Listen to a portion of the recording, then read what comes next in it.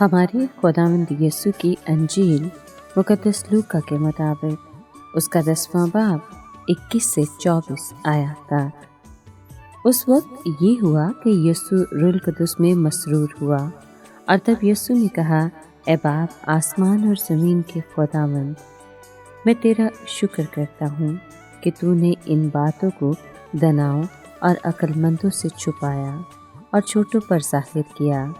हाँ ए बाप, क्योंकि यूं ही तुझे पसंद आया।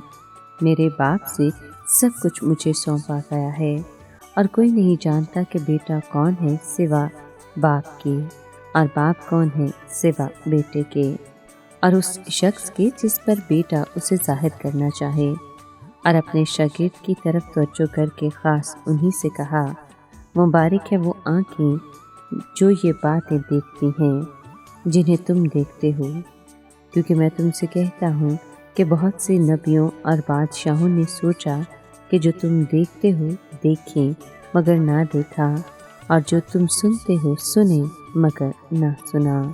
पाक कलाम के पढ़े और सुने जाने पर खुदावंद की बरकत हो, खुदा का शुक्र हो। अजीज दोस्तों, अक्सर लोगों ने यीशु को रद्द कर दिया था, चुनाचे अब उसने अपने सादा और हलीम पैरोकारों को देखा और वो रूह कुदस से खुशी से भर गया और बाप की बेमिसाल हिकमत पर उसका शुक्र करने लगा।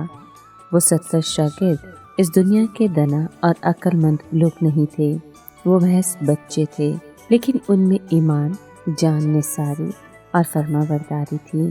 दानिश्वर तो अपने फ़ायदे के लिए नहायत अक्लमंद, नहायत आलम और होशियार होते हैं। उनके गुरूर ने उनको अंधा कर रखा था। वो खुदा के प्यारे बेटे की असल हकीकत और कद्र कीमत को नहीं देख सकते थे। ये बच्चे ही हैं जिनके वसीले से खुदा ज़्यादा मौसर तौर पर काम कर सकता है। हमारा खुदावंद उन सब के लिए खुश था जिन्हें बाप ने उसे दिया था। वो शादमान था कि वो 70 अपने पहले मिशन में कामयाब रहे थे, जिससे पता चलता था कि बिलाखिर शैतान मात खाएगा। बाप ने सब कुछ बेटे को सौंप दिया है। इसमें आसमान का, ज़मीन का और ज़मीन के नीचे का सब कुछ शामिल है। कोई नहीं जानता कि बेटा कौन है सिवाय बाप के। तजस्सुम के साथ एक राज वाबस्ता है जिसकी गहराई को सिवाय बाप के कोई नहीं जानता।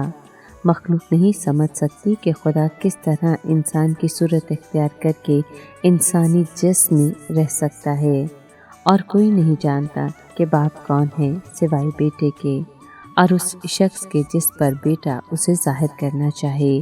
खुदा भी इंसानी समझ से बाहर है। बेटा ही उसको कामिल तौर पर जानता है और बेटे ने उसको इस दुनिया के कमज़ोरों और हकीरों पर जाहिर किया है जो उस पर ईमान लाए हैं।